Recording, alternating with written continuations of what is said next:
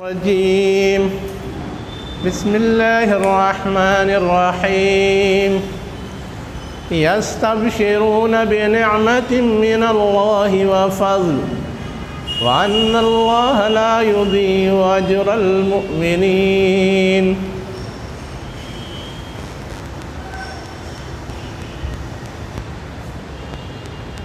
پیچھے سے جو گفتگو چل رہی ہے اس میں یہ ہے کہ شہداء کو جو اللہ کی طرف سے انعام اور نوازش ملی اس پر وہ خوش ہیں، اور اسی خوشی کا اظہار یہاں کیا گیا ہے۔ ظاہر ہے اظہار کی وجہ یہ ہے کہ جو لوگ ابھی دنیا میں ہیں، حالات سے جوجھ رہے ہیں، اس کا مقابلہ کر رہے ہیں، وہ لوگ حوصلہ پائیں، جذبہ پائیں۔ کہا گیا یستبشرون، وہ خوشخبری دیتے ہیں بنعمت من اللہ، اللہ کی جانب سے نعمت کے سلسلے میں، وفضل اور فضل کے سلسلے میں، وَأَنَّ اللَّهَ لَا يُضِيعُ أَجْرَ الْمُؤْمِنِينَ، اور اس بات کے سلسلے میں کہ اللہ مومنین کا بدلہ ضائع نہیں کرتا، یعنی جو ان کا حق ہے وہ ان کو لامحالہ دیتا ہے۔ یہاں پر جو چیز سمجھنے کی ہے وہ صرف ایک ہے کیا؟ یہ شہداء جو بشارت دیں گے اس میں ان کی طرف سے دو چیزوں کی بشارت کا تذکرہ ہے، ایک ہے بے نعمت من اللہ اور دوسرے ہے فضل۔ نعمت ہم لوگ سمجھتے ہیں انعام کو کہتے ہیں، حالانکہ انعام نعمت کی ایک شکل ہے۔ اصلاً نعمت کے معنی جو عربی زبان میں آتے ہیں وہ چیز جو نرم و نازک ہو، نائم معنی نرم و نازک چیز ہوتا ہے، نعمت معنی بھی وہ چیز جو نرم و نازک ہو، سافٹ ہو، بہت زیادہ آسانی سے آرام پہنچانے والی اور ہضم ہو جانے والی ہو، یہ ہے اس کا مفہوم لفظی۔ اب اللہ تعالیٰ نے جو چیزیں بھی پیدا کی ہیں نعمت کے طور پہ ہمارے، وہ سب ہمارے لیے سہل الحصول بھی ہیں، آسانی سے ہضم بھی ہوتی ہیں، اور ان کے اندر جو ہمارے لیے افادیت ہے ان سارے پہلوؤں سے اس کو نعمت کہتے ہیں۔ تو اللہ تعالیٰ جنتیوں کو یا شہداء کو جو کچھ بھی انعام دے گا اس کی شکل بھی ایسی ہی ہوگی، اس لیے اسے نعمت سے تعبیر کیا گیا۔ اب اس کے بعد یہ کہ نعمت کے علاوہ بھی دے گا۔ اب وہ نعمت کے علاوہ کیا ہے؟ فضل ہے۔ سمجھنے کی چیز جو یہاں ہے وہ صرف اتنی ہے کہ ایک ہے ہماری کارکردگی کے بدلے میں کوئی چیز ملنا، اور ایک ہے بدلے سے زائد ملنا۔ تو جو اللہ کا انعام ہوگا یا نعمت ہوگی وہ تو بدلے کے طور پہ ہمیں ملے گی جو کچھ ہم نے کیا، لیکن اللہ تعالیٰ ہم کو اتنا ہی دینے والا نہیں ہے، اور بالخصوص شہداء کو تو اور زیادہ، ان کی محنت کم اور انعام زیادہ ہے۔ صرف رسک مول لینے کی وجہ سے، خطرہ مول لینے کی وجہ سے، تو ان کو یا عام لوگوں کو بھی جتنا بدلہ ہے اس سے 10 گنا 700 گنا اور بعض چیزوں میں بے حساب بھی دے گا اللہ تعالیٰ۔ تو یہ جو 10 گنا بڑھا کر کے ہے یا 700 گنا بڑھا کر کے ہے یا 70 گنا بڑھا کر کے ہے یا علا طول ہے، جتنا چاہے اللہ دے دے، روزہ میرے لیے ہے، اس کا بدلہ میں دوں گا، اس کی کوئی حد نہیں۔ یہ ساری چیزیں فضل میں آتی ہیں۔ اب کسی کو ملا اور وہ یہ کہتا ہے کہ کہا تو گیا تھا کہ فرسٹ پرائز ہوگا 1 لاکھ روپے، لیکن اس 1 لاکھ کے علاوہ 2 لاکھ کا اور سامان بھی ملا ہے، تو اب یہ بیان کرنے کا مطلب کیا ہوگا کہ تم بھی اگر ایسا کرو گے تو جو 1 لاکھ انعام ہے یا بدلہ ہے وہ تو ملے گا ہی، پلس 2 لاکھ ایکسٹرا بھی ملے گا۔ اس کے ذریعے اور زیادہ حوصلہ افزائی ہوتی ہے، اور زیادہ ہمت بڑھتی ہے، اور زیادہ لوگ رسک اور خطرہ مول لینے کے لیے تیار ہوں گے، اس لیے یہ بات کہی گئی۔ اور آگے کیا کہا گیا کہ جو کچھ بھی اللہ کی طرف سے ملنے والا ہے اس کے بارے میں ایسی کوئی بات نہیں ہے کہ یہ نہیں ملے گا، یا یہ ضائع ہو جائے گا، یا یہ برباد ہو جائے گا۔ دنیا میں ہوتا ہے، بہت ساری لاٹریز کا اعلان ہوتا ہے لیکن دھوکہ دے کے بھاگ جاتے ہیں۔ بہت سارے بینک کھلتے ہیں، بہت زیادہ منافع کا اعلان ہوتا ہے لیکن دھوکہ دے کر کے بھاگ جاتے ہیں۔ اللہ تعالیٰ کے ہاں بھی اعلان ہے کہ جو اللہ کے راہ میں قربانی دے گا اس کو یہ انعام، یہ نعمت ملے گی، لیکن یاد رکھو کہ اس میں دھوکے کا کوئی معاملہ نہیں ہے۔ جو کچھ ہے وہ یقینی ہے اور لامحالہ مل کے رہے گا، اس میں کوئی کمی یا نقصان لاحق ہونے والا نہیں ہے۔ اسی کو کہا وَأَنَّ اللَّهَ لَا يُضِيعُ أَجْرَ الْمُؤْمِنِينَ۔ نہیں شہید ہوئے پھر بھی مومن ہو، ایمان لائے ہو، اس کے خاطر کچھ کر رہے ہو تو تمہیں اس کا بدلہ مل کے رہے گا۔ اب آگے مومنین کے اجر کے حوالے سے بات کرنے کے بعد کن مومنین کی طرف بالخصوص اشارہ ہے، آگے ان کا تذکرہ ہے۔ وہ مومنین الذین استجابوا للہ والرسول، جنہوں نے کہ اللہ اور رسول کی دعوت پہ لبیک کہا، ان کی پکار کو قبول کیا۔ کب قبول کیا؟ خطرے کے وقت میں، پریشانی کے وقت میں، من بعد ما اصابہم القرح، اس کے بعد جبکہ ان کو زخم پہنچا تھا۔ اب یہ کن لوگوں کی طرف اشارہ ہے؟ ہم اور آپ جانتے ہیں غزوہ احد کے حوالے سے گفتگو چل رہی ہے۔ غزوہ احد میں اہل ایمان کو نقصان اٹھانا پڑا تھا، ہمت کر کے کسی طرح جنگ کو کنٹرول کیا تھا، دشمن جا چکا تھا، لیکن یہ خطرہ موجود تھا کہ جیسے ایک مرتبہ اس نے جیتی ہوئی جنگ کو ہار میں تبدیل کر دیا ہے، ابھی بھی چلا گیا پھر لوٹ کے آ سکتا ہے، اور لوٹ کے آئے گا تو ہم ابھی اتنا تھک کر کے چور ہیں یا نقصان اٹھا چکے ہیں کہ بہت زیادہ مقابلہ نہیں کر سکتے۔ لیکن اللہ کے رسول کو یہ خیال آیا کہ جب وہ چھوڑ کے گئے ہیں اور دوبارہ ان کی طرف سے حملے کا امکان ہے، ہم پیش قدمی کریں تو ان پہ دباؤ آئے گا۔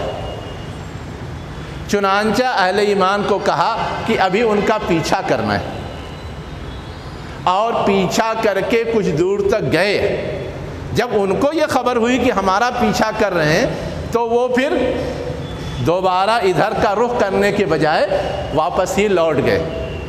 تو ایسی سچویشن میں جبکہ خود پریشان حال ہیں، بہت زیادہ زخم کھائے ہوئے ہیں، اس وقت اللہ کے رسول نے کہا کہ نہیں پیچھا کرنا ہے، تیار ہو گئے۔ اس کا مطلب یہ کہ وہ اپنے آپ کو پورے طور پہ حوالے کر چکے تھے، ہر حال سے میں اپنے آپ کو کھپانے کے لیے تیار تھے۔ تو اب ایسے مومنین کا اللہ تعالیٰ اجر ضائع کرے گا؟ ایسے مومنین کو معمولی انعام دے گا؟ ظاہر ہے کہ ان کے لیے تو انعام بھی زائد ہے، اور ان کا جو حق ہے وہ بھی کبھی مارا نہیں جا سکتا۔ تو اصلاً ان کی طرف اشارہ ہے، الذین استجابوا للہ والرسول من بعد ما اصابہم القرح الذین احسنوا منہم واتقوا اجر عظیم۔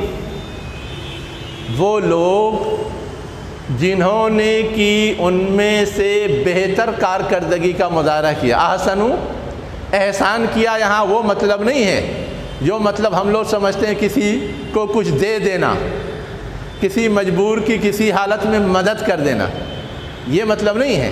یہاں یہ ہے کہ جو کام ان کے سپرد کیا گیا تھا دشمنوں سے مقابلہ آرائی کا، اس کام کا انہوں نے کو بہتر طریقے سے انجام دیا اور اس کا حق ادا کیا۔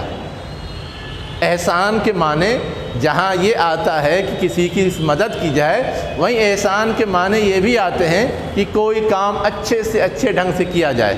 ہم کو جہاں حکم دیا گیا ہے نا کہ جانور کو ذبح کرو، تو وہاں یہ بھی کہا گیا ہے آسنو، یعنی قاعدے سے ذبح کرو، تھوڑا سا کاٹ کے چھوڑ نہیں دو کہ وہ تکلیف میں پریشان ہوتا رہے، اتنا کاٹو کہ اس کی جان جلدی نکل جائے، ایسے ہتھیار سے کاٹو کہ وہ جلدی ذبح ہو جائے، بھوترے یا جس سے کہ دیر سے کٹتی ہے چمڑی، ایسے ہتھیار سے مت کاٹو۔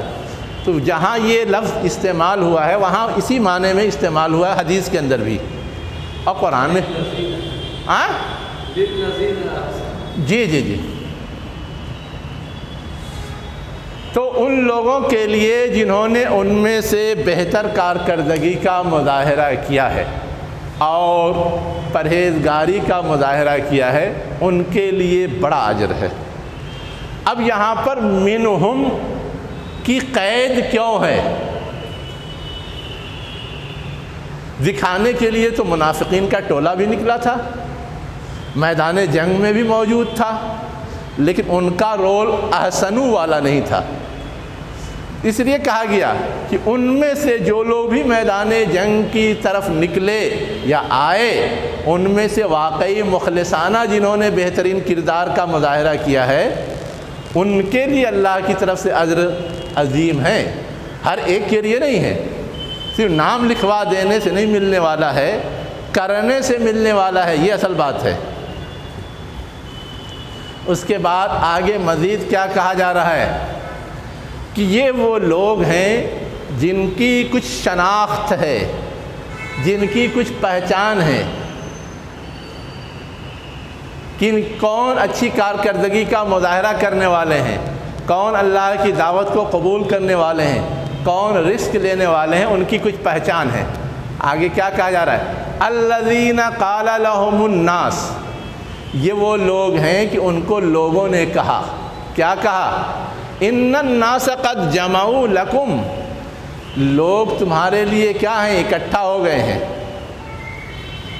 فاخشوہم، پس تم ان سے ڈرو، پس تم ان سے فزادہم ایمانا، تو یہ بات یا یہ خبر جو ہے ان کے لیے بجائے پریشانی یا زحمت کی بننے کے ان کے ایمان میں اضافے کا سبب بن گئی۔ کیسے؟ اس امید میں کہ اب ان سے مقابلہ کریں گے تو شہادت نصیب ہو سکتی ہے، شہادت نصیب ہو سکتی ہے، ابھی تک تو ملی نہیں لیکن موقع اور آ گیا ہے، چانس اور اللہ تعالیٰ نے پرووائڈ کر دیا ہے، تو اس سے بھاگنے کا تو کوئی سوال نہیں ہے، اس سے فائدہ اٹھانا چاہیے۔ یہ اپروچ جو ہے یہ زادتہم ایمانہ ہے، یہ اپروچ زادتہم ایمانہ۔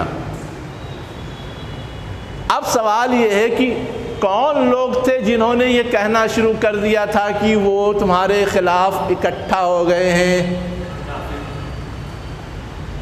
کون لوگ تھے؟ اور ان سے ڈرو۔ اب روایات میں تو یہ بھی ملتا ہے کہ شیطان نے اپنے کارندے بھیج دیے تھے، روایات میں یہ بھی ملتا ہے کہ ابو سفیان نے بعض قبائل کے لوگوں کو ڈپیوٹ کیا تھا کہ جاؤ اس طرح کا پروپیگنڈا کرو تاکہ ان کا حوصلہ کمزور ہو، ان کا حوصلہ کیا ہو؟ کمزور ہو۔ لیکن جا کر کے اس نے پروپیگنڈا کیا تو رپورٹ دی کہ حوصلہ کمزور نہیں ہوا ہے، حوصلہ تو اور بڑھ گیا ہے، اور بات تمہارے حق میں بننے والی نہیں ہے۔ کیوں؟ اس لیے کہ ان کا رد عمل ڈر اور خوف کا نہیں تھا، ان کا رد عمل اپارچونٹی پانے کا تھا، موقع حاصل ہونے کا تھا، اور اس میں بھی اپنا سب کچھ کھپا دینے کا تھا۔ اسی کو کہا گیا زادتہم ایمانا، فزادہم ایمانا وقالوا حسبنا اللہ ونعم الوکیل۔ ایمانی حوصلے اور جذبے سے تو وہ مقابلہ کرنے کو تیار ہو گئے، لیکن سچویشن تو سچویشن ہے۔ سچویشن کیا ہے؟ سچویشن ہے۔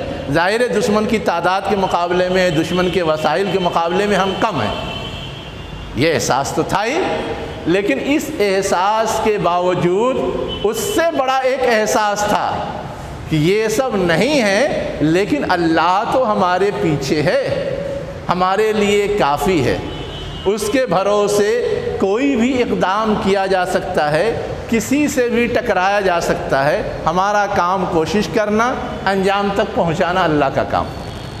اسی کو کہا قالوا حسبنا اللہ ونعم الوکیل، انہوں نے کہا کہ اللہ ہمارے لیے کافی ہے۔ تم افرادی قوت سے ڈرا رہے ہو، وسائل سے ڈرا رہے ہو، ان کی تیاری سے ڈرا رہے ہو، نو پرابلم ہے نا۔ اور جس کا سرپرست اللہ ہو جائے، اس سے بہتر سرپرست دنیا میں کوئی نہیں ہو سکتا۔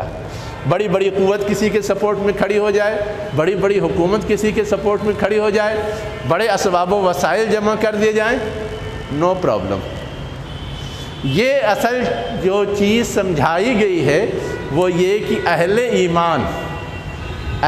ایمان ظاہری اسباب کی بیس پر دشمنوں سے نہیں لڑتے، اہل ایمان ایمانی تقاضے کے تحت اور اللہ کے بھروسے لڑتے ہیں، ایمانی تقاضے کے تحت اور اللہ کے بھروسے لڑتے ہیں۔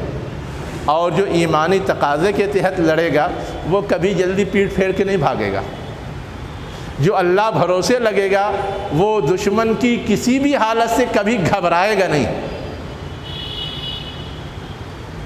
یہ قوت، یہ جذبہ جو پیدا ہوتا ہے، یہی اصلاً کامیابی دلاتا ہے۔ اب آگے اور کہا گیا فَانْقَلَبُوا بِنِعْمَةٍ مِّنَ اللَّهِ وَفَضْلٍ لَمْ يَمْسَسْهُمْ سُوءٌ وَاتَّبَعُوا رِضْوَانَ اللَّهِ وَاللَّهُ ذُو فَضْلٍ عَظِيمٍ۔ جن لوگوں نے اللہ کے رسول کی پکار پر اس سنگین صورتحال میں بھی آگے بڑھنے اور ساتھ دینے کا فیصلہ کیا، ظاہر ہے گئے آگے، لیکن جنگ کی نوبت تو آئی نہیں، واپس آئے۔ اب واپس آئے تو جانے اور آنے میں کوئی ان کو نقصان نہیں پہنچا۔ اسی کو کہا لم یمسسہم سوء، ان کو کوئی تکلیف دہ صورتحال نے نہیں چھوا۔ سوء مانے کسی بری حالت نے یا ناپسندیدہ معاملے نے نہیں چھوا، بلکہ وہ گئے اور لوٹے تو اپنے اس کردار کی وجہ سے وہ مزید اللہ کی نعمت اور فضل کے حقدار بن گئے۔ وہ لوٹے اللہ کی طرف سے نعمت کے ساتھ اور فضل کے ساتھ۔ اب اس وقت فوراً تو نہیں کچھ مل گیا تھا، لیکن وہ حقدار بن گئے تھے۔ طے ہو گیا تھا کہ یہ وہ لوگ ہیں جن پر اللہ کا خصوصی انعام ہوگا، جن کو اللہ کی طرف سے فضل نصیب ہوگا۔ اس استحقاق کے ساتھ لوٹے تھے۔ وَاتَّبَعُوا رِضْوَانَ اللَّهِ، وہ لوگ لوٹے اور انہوں نے اللہ کی رضا کی پیروی کی۔ اللہ کی رضا کی پیروی کا مطلب یہ ہے کہ کسی خطرے کو خاطر میں نہیں لائے، اللہ کی خوشنودی کو ترجیح دی، اور جو اللہ کی خوشنودی کا ذریعہ بن سکتی تھی اس کو اختیار کیا۔ اتباع کے معنی پیروی کرنا، پیچھے چلنا ہوتا ہے۔ کئی چیزیں ہیں اس میں سے جس کو اختیار کیا گویا ہم اس کے پیچھے چلے، تو ہم نے اللہ کی رضا کو اختیار کیا گویا اس کے پیچھے چلے، اور دوسری ساری چیزوں کو ریجیکٹ کر دیا۔ واللہ ذو فضل عظیم، اور اللہ کیا ہے؟ بڑے فضل والا ہے، بڑے فضل والا ہے۔ اب بڑے فضل والا ہے کا مطلب کیا ہے کہ اس طرح سے بغیر لڑے ہوئے وہ لوٹے، تو یہ جو لڑنے کی نوبت نہیں آئی کس کی وجہ سے؟ ان کو بھی خیال آیا تھا اور وہ سوچ رہے تھے، وہ کیا کر رہے تھے؟ سوچ رہے تھے کہ ہم تو ان کو بالکل تہس نہس کیے بغیر لوٹ گئے ہیں، ابھی اچھا چانس تھا ان کو بالکل توڑ دینا چاہیے. لیکن جب لوٹ کے یہاں تک آ گئے اور پھر ان کو یہ معلوم ہوا کہ وہ لوگ ہم پر اس صورتحال میں بھی چڑھائی کرنے کے لیے آگے بڑھ کر کے آ رہے ہیں، تو ان پر رعب طاری ہو گیا. قرآن کہتا ہے، اشارات موجود ہیں دوسری جگہوں پر، کہ اتنے حوصلے کے لوگ ہیں، ان سے مقابلہ آسان نہیں ہے. اس لیے بہتر یہ ہے کہ مزید تیاری کے ساتھ مقابلہ کیا جائے. ابھی تو بہت کچھ جو ہم لے کے آئے تھے سب قریب الختم ہے، اور مقابلے کے لیے جو وسائل چاہیے وہ نہیں ہیں. ان کی نظر اس پہ تھی، لیکن ان کی نظر وہ نہیں تھی. یہ تو اللہ کی رضا کی خاطر نکل گئے، باقی کیا صورتحال ہوگی، کیا ہوگا نہیں ہوگا، اللہ جانے گا. اور وہ ان ساری چیزوں کو دیکھ کر کے خطرہ محسوس کر کے واپسی کو انہوں نے ترجیح دی. اب یہ جو صورتحال پیدا ہوئی تو ان کو تو مفت کی اللہ کی رضا مل گئی، صرف ایک ہمت دکھانے کی وجہ سے کسی طرح کا کوئی نقصان نہیں اٹھانا پڑا، اور اللہ نے ان کے دل میں رعب اور دبدبہ ڈال دیا. تو اب ان ساری چیزوں کے ذریعے سے ان کی پوزیشن مضبوط ہو گئی. یہ سب اللہ کا فضل تھا. اسی کا واللہ ذو فضل عظیم، کہ اللہ نے سچویشن ایسی بنا دی یا پیدا کر دی کہ اس کے ذریعے تمہارا مرتبہ، تمہارا اسٹیٹس اور تمہاری حالت دشمن کے لیے ایک دباؤ والی یا پاورفل بن گئی. اب آگے ایک چیز اور ہے جس کی طرف اشارہ کیا جا رہا ہے، انما ذالکم الشیطان یخوف اولیاءہ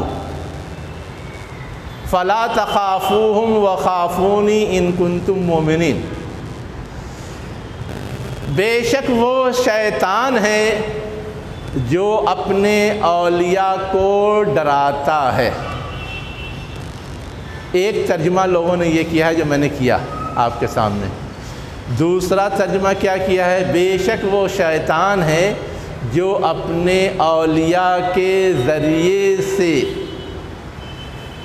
ڈراتا ہے. دونوں ترجمہ کیا ہے مترجمین نے، دونوں کا مطلب تھوڑا سا الگ الگ ہو جاتا ہے. ڈر کا ماحول پیدا کیا جائے تو ڈرتا کون ہے؟ جس کے دل میں چور ہوتا ہے. جس کے دل میں چور نہیں ہو وہ نہیں ڈرتا. جو منافق صفت ہیں ان کے دل میں چور ہوتا ہے، وہ ڈرتے ہیں کہ یہ سب کچھ جو محض آرائی ہو رہی ہے اس سے ہمیں نقصان ہوگا. وہ ڈرتے ہیں. اہل ایمان نہیں ڈرتے، اس لیے کہ کچھ بھی ہوگا وہ ناکام تو کسی حال میں ہے ہی نہیں. اگر مار دیے گئے، شہید کر دیے گئے تو بھی کامیاب، غلبہ پا گئے، غازی ٹھہرے تو بھی کامیاب. تو اس طرح کی کوئی بھی سچویشن ان کو نہیں ڈراتی، ان کو خوف میں نہیں مبتلا کرتی. البتہ جن کے دل میں چور ہوتا ہے ان کو ڈراتی ہے.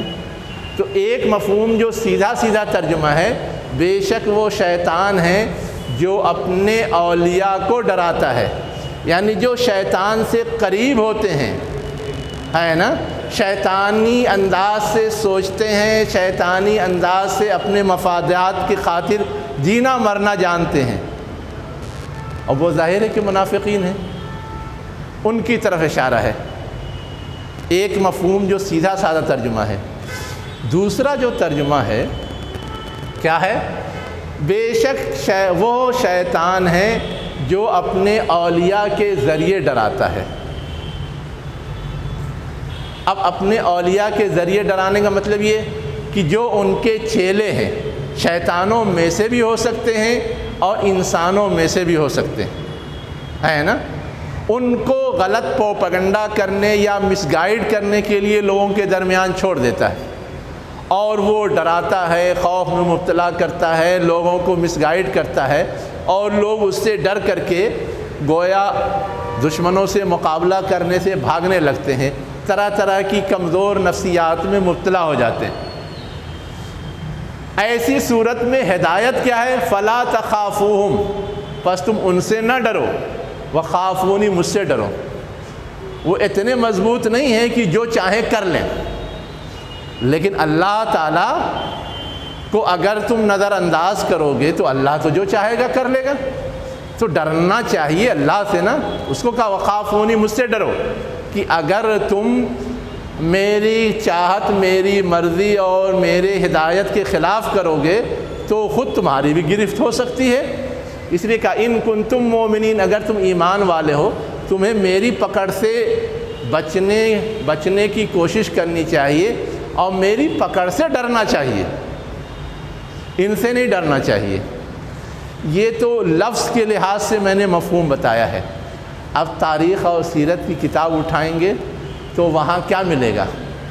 وہاں ملے گا کہ دشمنوں کا جو سردار تھا ابو سفیان ہے نا، اس وقت لوٹ کے چلے گئے تھے، یہ تھا کہ اگلے سال آئیں گے، تو اگلے سال کے لیے فیلڈنگ کرنے کے لیے اس نے یہ کوشش کی تھی کہ کچھ لوگوں کو مدینہ بھیجا کرائے پر کہ جاؤ وہاں کہو کہ وہ بڑی تیاری کر رہے ہیں، یہ قبیلہ ان کے ساتھ، وہ قبیلہ ان کے ساتھ، وہ قبیلہ ان کے ساتھ، اور بہت بڑی بھیڑ اور بہت بڑا لشکر لے کر کے حملہ آور ہونے والے ہیں، تم مقابلہ نہیں کر پاؤ گے، اس لیے تم کچھ اور سوچو، ورنہ تم سب ختم کر دیے جاؤ گے اور مٹا دیے جاؤ گے۔ تو وہاں یہ ہے کہ شیطان سے مراد ابو سفیان، جو ان کا لیڈر تھا، سردار تھا، اور اس نے یہ چال چلی تھی اور اپنے دوستوں کے ذریعے ڈراتا ہے۔ کا مطلب یہ ہے کہ خود تو گیا نہیں ڈرانے کے لیے، مکے کے لوگوں کو نہیں بھیجا، اغل بغل بعض دوسرے قبائل کے افراد سلیکٹ کیے اور ان کو بھیجا، ان سے گویا ڈرانے میں مدد لی۔ اب وہ جانے کے لیے تیار ہو گئے تو وہ تو ان کے دوست ہی ٹھہرے نا، گئے جا کر کے پروپیگنڈا کیا، لیکن اس پروپیگنڈے کا کوئی اثر ہوا نہیں۔ لیکن اللہ تعالیٰ باخبر کر رہا ہے کہ یہ شیطان ہے جس نے ابو سفیان کو یہ سب کچھ سجھایا، اور وہ اپنے دوست کے مدد سے، اپنے قریبی لوگوں کی مدد سے ڈرانے کی کوشش کر رہا ہے۔ تو اس سے ڈرنے کی ضرورت نہیں ہے، وہ کچھ بھی بگاڑ نہیں سکتا۔ اصلاً میری پکڑ سے بچنے کا خوف تمہارے اندر ہونا چاہیے، لہذا اس کا خیال کرو۔ آگے اور کہہ دیا گیا کہ بات اتنی ہی نہیں کہ اس نے کچھ لوگوں کو ڈرانے اور خوف کی نفسیات پیدا کرنے کے لیے بھیجا، بلکہ یہ سلسلہ مسلسل جاری ہے، پوری دوڑ بھاگ ہو رہی ہے۔ ان کا وفد وہاں جا رہا ہے اور وہاں کا وفد یہاں آ رہا ہے۔ کیا کہا جا رہا ہے؟ وَلَا يَحْزُنْكَ الَّذِينَ يُسَارِعُونَ فِي الْكُفْرِ، تم کو غم زدہ نہ کرے وہ لوگ جو کفر کے سلسلے میں دوڑ بھاگ کر رہے ہیں۔ کیا دوڑ بھاگ کر رہے تھے؟ مکے کے جو سرداران تھے ان کے نمائندے مدینے کے یہودیوں سے یا کفر و شرک میں مبتلا جو لوگ بھی وہاں تھے ان سے یا منافقین سے ربط میں تھے، ان سے ساز باز، ان سے تعلقات اور مدد کی یقین دہانی کا سلسلہ تھا۔ اور ان کی طرف سے بھی وہاں کے یہود بھی اس بات کو محسوس کر رہے تھے کہ انہوں نے کچھ قوت ان کی توڑ دی ہے، ایک محاذ اور چھڑ جائے، ٹھن جائے تو وہ پورا ان کو ختم کر دیں گے، پھر جو ہماری پرانی چودراہٹ تھی وہ کیا ہوگی؟ بحال ہو جائے گی۔ وہ بھی کوشش کر رہے تھے اور اندر اندر ساتھ دے رہے تھے، اور یہ چیز دھیرے دھیرے کھلی بھی غزوہ احزاب کے موقع سے، لیکن شروعات پہلے ہی ہو چکی تھی، اور اللہ نے باخبر کر دیا کہ اس طرح کی چیزیں جو تم دیکھ رہے ہو کہ لوگ یہاں سے جا رہے ہیں، وہاں سے آ رہے ہیں، مل رہے ہیں، منصوبے بنا رہے ہیں، پلاننگ کر رہے ہیں، سازشیں کر رہے ہیں، اس کا ٹینشن لینے کی ضرورت نہیں ہے، اس کا ٹینشن لینے کی ضرورت نہیں ہے۔ انہم لن یضروا اللہ شیئا، یہ سب لوگ اللہ کو کچھ بھی نقصان نہیں پہنچا سکتے۔ اب اللہ تعالیٰ کہہ رہا ہے اللہ کو نقصان نہیں پہنچا سکتے، لیکن مطلب کیا ہے؟ اللہ جس کے ساتھ ہے ان کو بھی نقصان نہیں پہنچا سکتے۔ جب اللہ کو نہیں پہنچا سکتے تو اللہ کے ساتھ والوں کو پہنچا سکتے ہیں؟ اللہ اپنے ساتھ والوں کی حفاظت نہیں کرے گا، نگرانی نہیں کرے گا؟ لیکن اصلاً اللہ کی جو قدرت ہے، اللہ کی جو رسائی ہے، وہ چیز سمجھانی ہے کہ اللہ کی ذات اتنی پاورفل ہے، قادر مطلق ہے کہ اس کو وہ نقصان نہیں پہنچا سکتے، تو اس کے ساتھ جو لوگ ہیں ان کو بھی نہیں پہنچا سکتے۔ اس لیے ان کے اس دوڑ بھاگ، کھیل، ڈرامے، پلاننگ، سازش سے پریشان ہونے کی ضرورت نہیں۔ اب اس یقین دہانی کے بعد بھی کچھ ڈر اور خوف باقی رہ جائے گا؟ اللہ سب جان رہا ہے اور سب سے نمٹ لے گا، تمہیں ٹینشن لینے کی ضرورت نہیں ہے۔ کتنا حوصلہ، کتنی تسلی، کتنی ہمت بڑھ جائے گی۔ یہ ہے اصل۔ آگے اللہ تعالیٰ کیا کہہ رہا ہے؟ یرید اللہ الا یجعل لہم حظا فی الآخرہ ولہم عذاب عظیم۔ اللہ چاہتا ہے کہ ان کے لیے آخرت میں کوئی حصہ نہ بنائے، اور ان کے لیے بڑا عذاب ہے۔ ایک سوال اٹھتا ہے ذہن میں کبھی کبھی، کیا اٹھتا ہے کہ جب اللہ قادر مطلق ہے، سب سے نمٹ سکتا ہے، تو پھر ان کو پہلے ہی کیوں نہیں نمٹ لیتا؟ اتنا موقع، اتنی ڈھیل اور اتنا چانس کیوں دے رہا ہے؟ سوال ہے نا۔ نمٹ لے اللہ، یہ سب کی نوبت ہی نہیں آئے گی، سب کی ضرورت ہی نہیں پڑے گی۔ اصلاً اس میں اللہ تعالیٰ نے اس کا جواب دیا ہے، اور آگے بھی اس کا جواب ہے۔ کیا ہے؟ کہ اللہ تعالیٰ نے جو ان کو موقع دے رکھا ہے کچھ اپنی شرارت کا مظاہرہ کرنے کا، تو یہ شرارت کے مظاہرے کی مہلت جو ہے، یہ اصلاً ان کے لیے کچھ فائدہ مند چیز نہیں ہے، ان کے لیے تو اور نقصان دہ چیز ہے۔ کیسے نقصان دہ چیز ہے؟ جتنا وہ گڑبڑی کریں گے، جتنا وہ خرابہ کریں گے، جتنا وہ غلط حرکات کریں گے، اتنے ہی سخت سزا دنیا اور آخرت دونوں میں ان کے لیے ہے، اتنے ہی محرومی دنیا اور آخرت دونوں جگہ ان کے ہاتھ آئے گی۔ تو اسی کو کہا کہ اللہ تعالیٰ نے یہ جو ان کو تھوڑی سی چھوٹ یا مہلت دے رکھی ہے، فوراً گرفت نہیں کرتا، فوراً سزا نہیں دیتا، فوراً نہیں مٹاتا، اس کی وجہ یہ ہے کہ اللہ چاہتا ہے کہ آخرت میں ان کو کچھ نہ ملے، اور دنیا میں بھی ان کو صرف عذاب نہ ملے غلط کرنے کی وجہ سے، بلکہ جتنا زیادہ وہ آگے بڑھیں گے اتنے ہی بڑا عذاب ان کو ملے گا، اتنے ہی بڑا عذاب ملے گا۔ اب اللہ کی حکمت یہ ہے، اللہ تعالیٰ اور واضح کر رہا ہے اس بات کو۔ کیا کہہ رہا ہے؟ ان الذین اشتروا الکفر بالایمان لن یضروا اللہ شیئا ولہم عذاب علیم۔ کہ ان کے درمیان کچھ لوگ وہ ہیں جو ایمان پر کفر کو ترجیح دے رہے ہیں، منافقین ہے نا، وہ بھی اللہ کو کچھ نقصان نہیں پہنچا سکتے، اور ان کے لیے بھی دردناک عذاب ہے۔ تو وہ صرف نام لکھوا کے سرٹیفکیٹ حاصل کر کے یہ نہ سمجھیں کہ ہم تو الگ ہیں، اللہ کے نزدیک وہ الگ نہیں ہیں، اللہ کے نزدیک وہ اسی زمرے میں ہیں جس میں کفار و مشرکین ہیں، ان کو بھی سزا ویسے ہی ملے گی جیسے کفار و مشرکین۔ یہ تو دنیاوی معاملہ ہے کہ ظاہر کے لحاظ سے فیصلہ ہو سکتا ہے، اس لیے ظاہر کے لحاظ سے فیصلہ ہوتا ہے، لیکن اللہ کے ہاں ظاہر کے لحاظ سے فیصلہ نہیں ہونے والا ہے، جو حقیقت ہے اس کی بنیاد پہ فیصلہ ہونے والا ہے۔ آگے کیا کہا گیا؟ وَلَا يَحْسَبَنَّ الَّذِينَ كَفَرُوا أَنَّمَا نُمْلِي لَهُمْ خَيْرٌ ہاں ایک میں عذاب العلیم آیا ہے، ایک میں یس یس الگ الگ کے معنی۔ ہاں، عذاب العلیم علیم کے معنی تو دردناک کے آتے ہیں، ٹھیک، اور عظیم کے معنی بڑا کے آتے ہیں، یہ تو لفظی فرق ہے نا۔ اب آپ یہ سمجھنا چاہتے ہیں کہ یہ الگ الگ تعبیر کیوں آئی، یہی سمجھنا چاہتے ہیں نا؟ اچھا،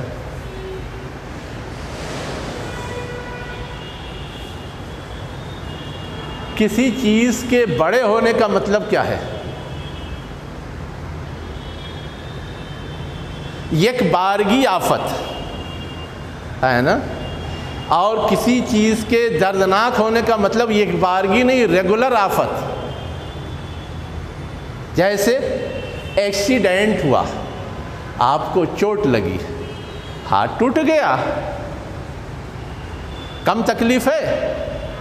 بہت تکلیف ہے، لیکن یہ امکان موجود ہے کہ علاج و معالجہ کرائیں گے تو وہ ٹھیک ہو جائے گا، ہے، سدھر سکتا ہے معاملہ۔ لیکن اگر آپ کو کینسر ہو گیا ہے تو اس کی تکلیف اتنی ہی ہے جتنی اس کی ہے، وہ تو ایک ریگولر معاملہ ہو جاتا ہے اور اس کی تکلیف بھی ریگولر ہو جاتی ہے، تو اس کی آفت اور مصیبت، اس کی تکلیف اور اس کی دردناکی زیادہ جان لیوا ثابت ہوتی ہے۔ تو جہاں عذاب علیم کہا گیا ہے، وہاں ایسا عذاب جو ریگولر تکلیف دینے والا ہے، اس لیے کہ ان کا جرم دوہرا ہے، صرف انکار نہیں کیا ہے، دھوکہ بھی دے رہے ہیں۔ منافقین کی سزا جو بتائی گئی، ان المنافقین لفی الدرک الاسفل، جہنم میں بھی سب سے نیچے رہیں گے، کیوں؟ جرم سنگین ہے۔ باقی جہنمی جہاں جہاں اپنے جرم کے لحاظ سے ان کا مقام ہوگا وہاں وہاں رہیں گے، لیکن ان کے بارے میں یہ صراحت صرف اس وجہ سے ہے کہ ان کا جرم سنگین ہے، یہ بالکل نچلی سطح میں رہیں گے۔ نچلی سطح میں جانے کا مطلب کیا ہے؟ کہ جلدی باہر آنے کا چانس نہیں ہے۔ جو لوگ اوپری سطح میں ہیں ان کے باہر آنے کا چانس ہے، اس لیے کہ ہم اور آپ جانتے ہیں کہ بہت سارے لوگ ایسے بھی جائیں گے جہنم میں جنہوں نے کچھ کار خیر کیا ہوگا، تو وہ جہنم سے چھوٹ کر کے آئیں گے اور جنت میں بھی کچھ رہیں گے، جتنے ان کے برے کرتوت ہیں اس کی سزا بھگت کر کے۔ لیکن جو نچلے درجے میں ہیں ان کے لیے تو چانس نہیں ہے۔ تو یہ ہے اصل وجہ دونوں جگہ فرق کی، ٹھیک ہے؟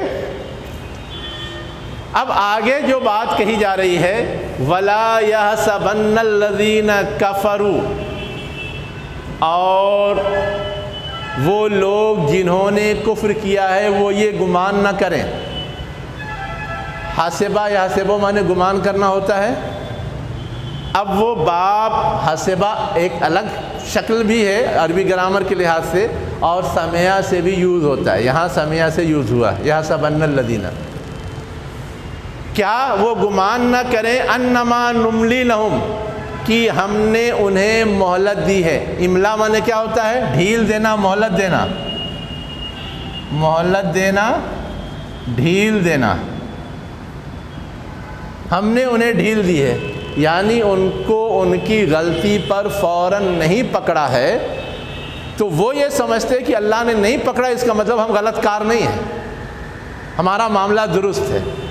اللہ کہہ رہا ہے نہیں، وہ لوگ جنہوں نے کفر کیا ہے ہرگز گمان نہ کریں کہ ہم نے انہیں جو ڈھیل دی ہے خیر لانفسہم، بہتر ہے ان کے اپنے لیے، ان کی ذاتوں کے لیے بہتر ہے۔ نہیں، انما نملی لہم، صحیح بات کیا ہے؟ ہم انہیں مہلت دے رہے ہیں لیزدادوا اثما، تاکہ وہ بڑھ جائیں گناہ کے لحاظ سے۔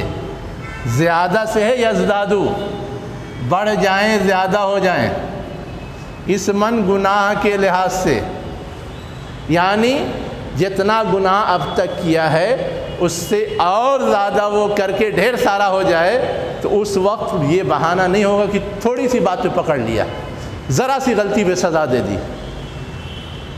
جب ڈھیر سارا ہو جائے گا، سزا دی جائے گی، تو کوئی ایکسکیوز اور کوئی منفی پروپیگنڈا کارگر نہیں ہوگا۔ یہ ساری باتیں سامنے والے کے لحاظ سے کی جا رہی ہے۔ اللہ تو سب کچھ عدل پہ مبنی فیصلہ کرے گا، لیکن انسانی نفسیات کا لحاظ کر کے اللہ تعالیٰ اسی لحاظ سے ٹریٹ کرتا ہے۔ کیا کہا؟ انما نملی لہم لیزدادوا اثما، ہم نے انہیں مہلت دی ہے تاکہ وہ زیادہ ہو جائیں گناہ کے لحاظ سے، وَلَهُمْ عَذَابٌ مُّهِینٌ، اور ان کے لیے کیا ہوگا؟ رسوا کن عذاب ہوگا۔ مہین مانے رسوا کن، رسوا کرنے والا۔ یعنی ایک تو عذاب یہ ہے کہ ہم نے کوئی غلطی کی، ہم کو سزا دے دی، اور ایک یہ ہے کہ ایسی سزا دی جس کی وجہ سے مستقل ہمیں ذلت برداشت کرنی پڑے۔ ہم نے چوری کی، مار دیا، ہم نے چوری کی، جرمانہ عائد کر دیا، آج کیا معاملہ ختم، لیکن ہم نے چوری کی اور ہاتھ کاٹ دیا تو زندگی بھر کہیں بھی جائیں گے، دیکھو چوری میں ہاتھ کاٹا گیا ہے، چوری میں ہاتھ کاٹا گیا ہے۔ تو یہ جو ہاتھ کاٹنا ہے یہ رسوا کن عذاب ہے، ہمیشہ یاد کیا جائے گا اور ہمیشہ لوگ انگلی اٹھائیں گے، یہ چور ہے اسی لیے اس کا ہاتھ کاٹا گیا۔ کسی محفل میں بیٹھ پائے گا، وقت گزر جائے تو بھی جرمانہ لے کے چھوڑ دیا گیا، آنے والی نسل نہیں جانتی، تو اس کو کیا خبر اس نے کیا کیا تھا 10 سال پہلے، 20 سال پہلے۔ لیکن اگر ہاتھ کٹا ہوا ہے، کوئی پوچھ دے گا کیوں کٹا ہوا ہے، اور بتانا پڑے گا کہ چوری کی تھی، تو بڑی عزت ملے گی یا بڑی ذلت اٹھانی پڑے گی؟ تو یہ ہے سیدھا سادہ مطلب کہ اللہ تعالیٰ اس صورت میں ایسا عذاب دیتا ہے جو رسوا کن ہو، جو رسوا کن ہو۔ اب پچھلی قوموں کو عذاب میں مبتلا کیا اللہ نے، اور ان کے عذاب کو ابھی تک باقی رکھا۔ قوم لوط کا عذاب آج تک باقی ہے نا۔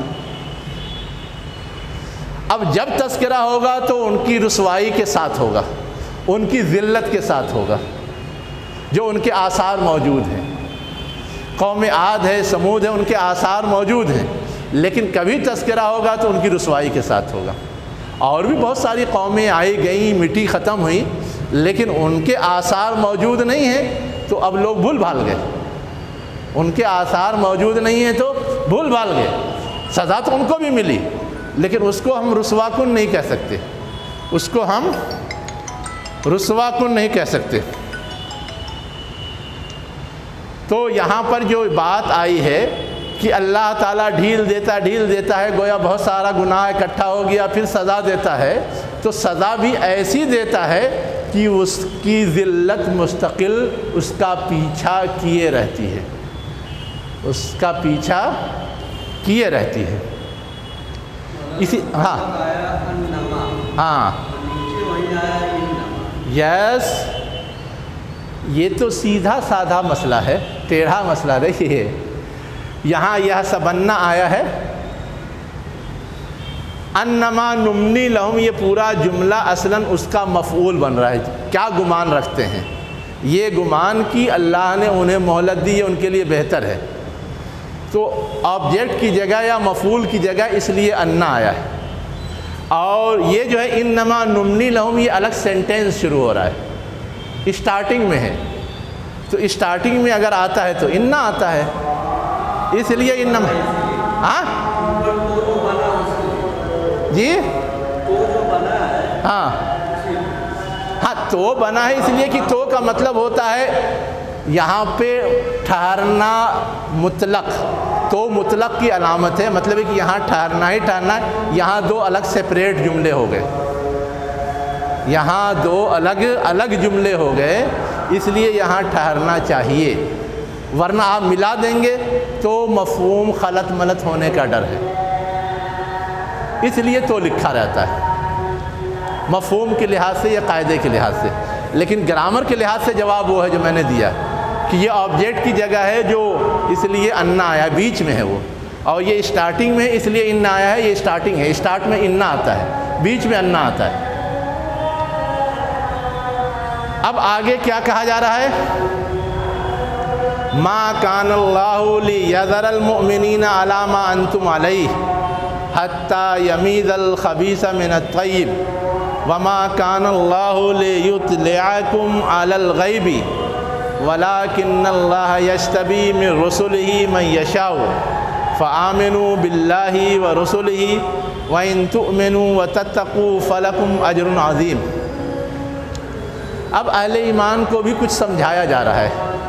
کیا سمجھایا جا رہا ہے؟ اللہ کے لیے مناسب نہیں ہے، زیبا نہیں ہے کہ وہ مومنین کو ان کی حالت پہ چھوڑ دے۔ ان کی حالت پہ چھوڑ دے کا مطلب جیسے ہیں ویسے ہی رہیں۔ کسی چیز کا اپنی حالت پہ رک جانا یہ خطرناک ہوتا ہے۔ کیا ہوتا ہے؟ پانی رکا رہے تو رکا رکا گندا ہو جاتا ہے، خراب ہو جاتا ہے۔ ویسے ہی اہل ایمان کے جس لیول پہ آئیں وہیں رک جائیں تو رکے نہیں رہیں گے، وہاں سے ڈیکریز ہوں گے، نیچے جائیں گے۔ ہاں، اگر ان کے لیے ایسا موقع فراہم کر دیا جائے کہ ایمان ان کا اور بڑھے تو یہ ایک ترقی ہوگی۔ تو یہی کہہ رہا ہے اللہ تعالیٰ کہ اللہ تعالیٰ یہ نہیں چاہتا کہ مومنین کو ان کی حالت میں چھوڑ دے، ہے نا، جہاں تک پہنچے ہیں وہیں تک اٹکے رہیں، بلکہ اللہ اس سے آگے چاہتا ہے۔ آگے کیا چاہتا ہے؟ اللہ یہ چاہتا ہے کہ جو واقعتاً سچے پکے مومن ہیں وہ اور آگے بڑھیں، اور جو گڑبڑ ہیں ان کو چھانٹ دیا جائے، ان کو کیا کیا جائے؟ تو جب اس طرح کے آزمائشی مواقع آتے ہیں تو ان کے ایمان بڑھ جاتے ہیں جو مخلص ہوتے ہیں، اور جو گڑبڑ ہوتے ہیں ان کا ایمان چیک ہو جاتا ہے اور وہ ڈاواڈول ہوتے ہیں تو آٹومیٹک کنارے ہو جاتے ہیں۔ اسی کو کہا گیا حتی یمیز الخبیث من الطیب، یہاں تک کہ اللہ تعالیٰ الگ کر دے۔ کیا کر دے؟ ممیز کر دے، چھانٹ دے، الگ کر دے خبیث خراب کو من الطیب اچھے سے۔ یعنی مومنین کا جو گروہ ہے، مومنین کی جو جماعت ہے، مومنین کا جو ٹولہ ہے، اس میں صحیح کون ہے، غلط کون ہے، اچھا کون ہے، خراب کون ہے، اس کو ظاہر کرنے کے لیے اس طرح کے آزمائشی موقع آتے ہیں، اور جو اچھے ہیں ان کو اور بڑھنے کا موقع مل جاتا ہے، جو خراب ہے وہ چھٹ جاتے ہیں، لوگ جان جاتے ہیں کہ یہ خراب ہے، پھر اس سے فاصلہ بن جاتا ہے۔ اب سوال اس کے آگے یہ اٹھتا ہے کہ اللہ یہ سب کرنا چاہتا ہے، اگر پہلے بتا دے تو ہم کو کوئی غلط خیال نہیں آئے گا کہ اللہ تعالیٰ جو اتنی مصیبت لا رہا ہے اور اتنی آزمائش پیدا کر رہا ہے اور اتنے مسائل کھڑے ہو رہے ہیں تو کیوں کر رہا ہے؟ اللہ تعالیٰ پہلے سے بتا دے۔ یا ایک آسان شکل یہ بھی ہو سکتی ہے کہ اللہ تعالیٰ بتا دے کہ مومنین کا یہ ٹولہ ہے، یہ منافق، یہ پکا مومن، معاملہ ختم۔ یہ بھی تو ہو سکتا ہے، ناممکن تو نہیں اللہ سے۔ تو اللہ تعالیٰ کہہ رہا ہے کہ نہیں، اللہ تعالیٰ نے دنیا میں ہر ایک کے لیے دارالامتحان ہونے کی وجہ سے چانس رکھا ہے، تو اس چانس کا موقع ہونا چاہیے۔ اللہ تعالیٰ بتا دے تو موقع ختم، اللہ تعالیٰ بتا دے تو موقع ختم، یا اللہ تعالیٰ کام تمام کر دے پہلے ہی مرحلے میں تو بھی موقع ختم۔ تو اللہ تعالیٰ اس وجہ سے نہیں کرتا، البتہ جہاں کچھ ضرورت ہوتی ہے وہاں اپنے نبی کو باخبر کر دیتا ہے۔ وما کان اللہ لیطلعکم علی الغیب، اللہ کے لیے ضروری نہیں ہے یا مناسب نہیں ہے کہ تم کو غیب سے باخبر کرے، تمہیں اطلاع دے دے یہ منافق ہے اس سے بچ کے رہو، یہ منافق ہے اس سے بچ کے رہو۔ حالانکہ صفاتی طور پہ اللہ نے بتایا ہے لیکن متعین طور پہ نہیں بتایا۔ ہاں، اللہ کے رسول جانتے تھے، اللہ کے رسول کو بتایا تھا، اللہ کے رسول نے بعض مواقع پہ بعض صحابہ کو بھی بتایا لیکن سب کو نہیں بتایا، حذیفہ بن یمان کو، کب بتایا تھا؟ وہ تاریخ اگر یاد ہو تو اور سمجھنا آسان ہوگا۔ غزوہ تبوک سے جب آپ لوٹ رہے تھے نا، اس موقع سے قافلے میں جو منافقین تھے انہوں نے ایک کھیل کھیلا کہ راستے میں گھیر گھار کر کے حضور کا کام تمام کر دیا جائے۔ اس وقت اللہ نے آپ کو باخبر کر دیا اور آپ نے حذیفہ بن یمان کو بتایا کہ دیکھو فلاں فلاں فلاں فلاں قافلے سے غائب ہیں اور وہاں پہنچ کر کے یہ ساری شرارت کر رہے ہیں، یہ سب منافق ہے، یہ سب خیر خواہ اور سچے پکے مومن نہیں۔ اس وقت بتایا تھا۔ ہاں جتنے بھی نام ہوں لیکن بتایا تھا۔ تو وہی اللہ تعالیٰ کہہ رہا ہے کہ غیب پر مطلع ہر ایک کو کر دیا جائے، یہ صحیح نہیں۔ اس سے جو امتحان کا چانس ہے اس کی حکمت ختم ہو جائے گی۔ ہم بتا دیں گے، لوگ مار مار کے ختم کر دیں گے۔ لوگ ہاں انہوں نے بھی نام نہیں ظاہر کیا، حتیٰ کہ حضرت عمر رضی اللہ عنہ نے بہت ہی منت سماجت کر کے پوچھا تو کہا کہ جب اللہ کے رسول نے منع کیا ہے تو میں کیسے بتا دوں، یہ تو غلط ہو جائے گا۔ تو کہا اچھا اتنا بتا دو کہ اس لسٹ میں میرا نام ہے کہ نہیں۔ یہ انہوں نے بتا دیا کہ اس لسٹ میں آپ کا نام نہیں ہے۔ ظاہر ہے کہ وہ تو طے تھا کہ نہیں ہے، وہ خود بھی محسوس کرتے تھے، لیکن ایک خیال ہوتا ہے کہ کلیئرٹی ہو جائے، وضاحت ہو جائے، یا سرٹیفکیٹ اور گارنٹی مل جائے، اس لیے چاہ رہے تھے، بتا دیا۔ اور ان کے لیے تو دوسری شہادتیں موجود تھی، اس لیے بتانے میں بھی کوئی حرج نہیں تھا کہ آپ اس لسٹ میں نہیں ہیں۔ تو یہ اس راز کے نہ بتانے کے خلاف بھی نہیں تھا۔ نام نہیں بتایا، وہ رازداری کر لی انہوں نے۔ تو یہاں اصلاً یہ بتایا جا رہا ہے کہ اللہ کے لیے موضوع نہیں ہے کہ غیب سے باخبر کر دے، وہ اپنے بندوں میں سے جسے چاہتا ہے رسول کی حیثیت سے چن لیتا ہے، وہ اس کے نگرانی میں اللہ کا کام انجام دیتا ہے۔ اس کو ضرورت ہوتی ہے تو وہ بتا دیتا ہے نا۔ بس تمہارا کام کیا ہے؟ اللہ اور اس کے رسول پہ ایمان لاؤ۔ اگر تم ایمان لاؤ گے، تقوی اختیار کرو گے تو تمہارے لیے بڑا اجر ہے۔ تم اپنی ڈیوٹی پوری کرو، باقی چکر میں مت پڑو۔ باقی تو اللہ کا نظام ہے، اللہ کا سسٹم ہے، اس کے لحاظ سے جو ہونا ہے وہ ہو رہا ہے، اس کو ہونے دو۔ آگے اور کیا کہا جا رہا ہے؟